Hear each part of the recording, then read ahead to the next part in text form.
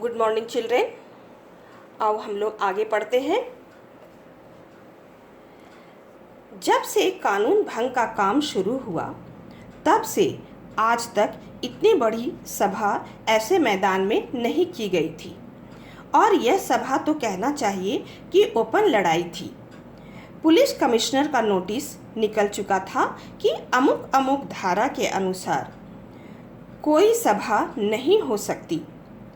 जो लोग काम करने वाले थे उन सबको इंस्पेक्टरों के द्वारा नोटिस और सूचना दे दी गई थी कि आप यदि सभा में भाग लेंगे तो दोषी समझे जाएंगे।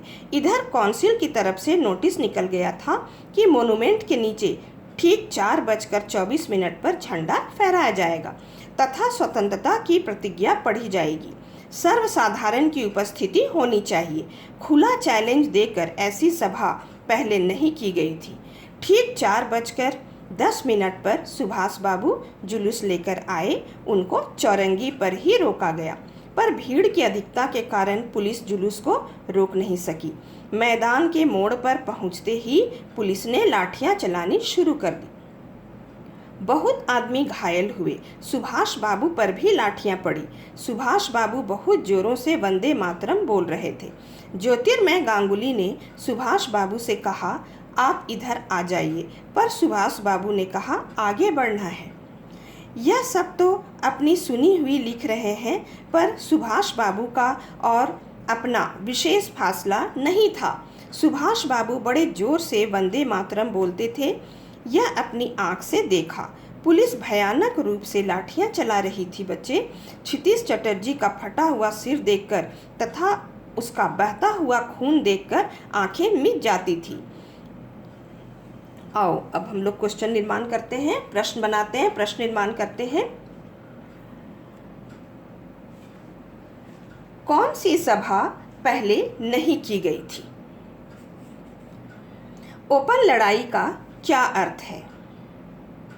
पुलिस कमिश्नर का क्या नोटिस था? काउंसिल की ओर से क्या नोटिस था? कितने बजे झंडा फहराया जाना था? सुभाष बाबू जुलूस लेकर कब पहुंचे? किसने लाठियां चलानी शुरू कर दी थी? सुभाष बाबू जोरों से क्या बोल रहे थे? किनका सिर फट गया था? तो बन गए प्रश्न बच्चे। अब आगे पढ़ते हैं। इधर यह हालत हो रही थी कि उधर स्त्रियां मॉन्यूमेंट की सीढ़ियों पर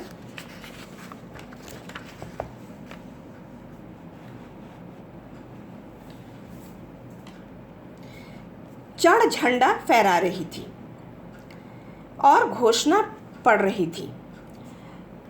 स्त्रियां बहुत बड़ी संख्या में पहुंच गई थी। प्रायः सबके पास झंडा था। जो वॉलेंटियर गए थे वे अपने स्थान से लाठियां पड़ने पर भी हटते नहीं थे। सुभाष बाबू को पकड़ लिया गया और गाड़ी में बैठाकर लाल बाजार लॉकअप में भेज दिया गया। कुछ देर बाद ही स्त्रियां जुलूस बनाकर वहां से चली। साथ में बहुत बड़ी भीड़ इकट्ठी हो गई। बीच में पुलिस कुछ ठंडी पड़ी थी। उसने फिर डंडे चलाने शुरू कर दिए। अब की बार भीड़ ज़्यादा होने के कारण बहुत आदमी घायल हुए। धर्मतल्ले के मोड़ पर जाकर जुलूस टूट गया और करीब 50-60 स्त्रियां वहीं मोड़ पर बैठ गईं। पुलिस ने उनको पकड़कर लाल बाजार भेज दिया। स्त्रियों का एक भाग आगे बढ़ा और वहीं मोड़ पर बैठ गई। आसपास बहुत बड़ी भीड़ इकट्ठी हो गई, जिस पर पुलिस बीच बीच में लाठी चलाती थी।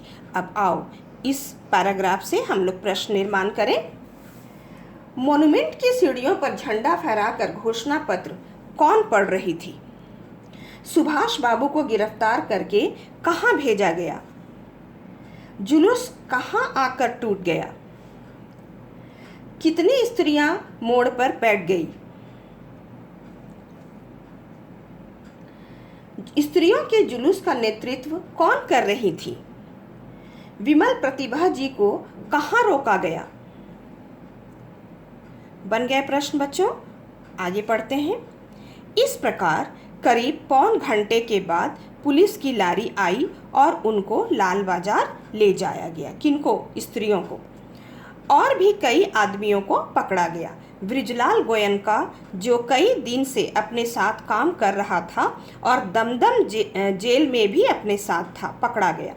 पहले तो वह झंडा लेकर वंदे मातरम बोलता हुआ मॉन्यूमेंट की ओर इतनी जोर से दौड़ा कि अपने आप ही गिर पड़ा और उसे एक अंग्रेजी घुड़सवार ने लाठी मारी, फिर पकड़कर कुछ दूर ले जाने के बाद छोड़ दिया। इस पर वह स्त्रियों के जुलूस में शामिल हो गया और वहाँ पर भी उसको छोड़ दिया। तब वह 200 आदमियों का जुलूस बनाकर लाल बाजार गया और वहाँ गिरफ्तार हो गया। मदालसा भी पकड़ी गई थी। उससे मालूम हुआ कि उसको थाने में भी मारा था। सब मिलाकर 105 स्त्रियां पकड़ी गई थी। बाद में रात को 9 बजे सबको छोड़ दिया गया। कलकत्ता में आज तक इतनी स्त्रियां एक साथ गिरफ्तार नहीं की गई थीं। करीब 8 बजे खादी भंडार आए तो कांग्रेस ऑफिस से फ़ोन आया कि यहाँ बहुत आदमी चोट खाकर आए हैं और कई की हालत संगीन है, उनके लिए गाड़ी चाहिए। जानकी देवी के साथ वहाँ गए। बहुत लोगों को चोट लगी हुई थी। डॉक्टर दास गुप्ता उनकी देखरेख तथा फोटो उतरवा रहे थे। उस समय तक 67 आदमी वहाँ आ चुके थे। बाद में तो 103 तक आ पहुँचे। अस्पताल गए। लोगों को देखने से मालूम हुआ कि 160 आदमी तो अस्पतालों में पहुँचे और जो लोग घरों में चले गए वे अलग थे। इस प्रकार 200 घायल जरूर हुए हैं। पकड़े गए आदमियों की संख्या का पता नहीं चला, पर लाल बाजार के लॉकअप में स्त्रियों की संख्या 105 थी। आज तो जो कुछ हुआ वह अपूर्व हुआ है। बंगाल के नाम या कलकत्ता के नाम पर कलंक था कि यहाँ काम नहीं हो रहा है, वह आज बहुत अंश में धुल गया और लोग सोचने लग गए कि यहाँ भी बहुत सा काम हो सकता है। अब आओ हम लोग यहाँ से प्रश्न निर्माण करके सीखें। बृजलाल गोयनका कौन थे? किस जेल में वे लेखक के साथ थे? बृजलाल गोयनका भागकर किस जुलूस में शामिल हो गया था? सब मिलाकर कितनी स्त्रियां पकड़ी गई थी? खादी भंडार में किस ऑफिस से फोन आया था? फोन पर क्या बताया गया? घायलों की देखरेख कौन कर रहे थे? बंगाल के नाम पर कौन सा कलंक था? बन गए प्रश्न बच्चों। तो बच्चों, मैंने जैसे बताया उसी प्रकार तुम्हें पाठों का रिवीजन करना है। Thank you.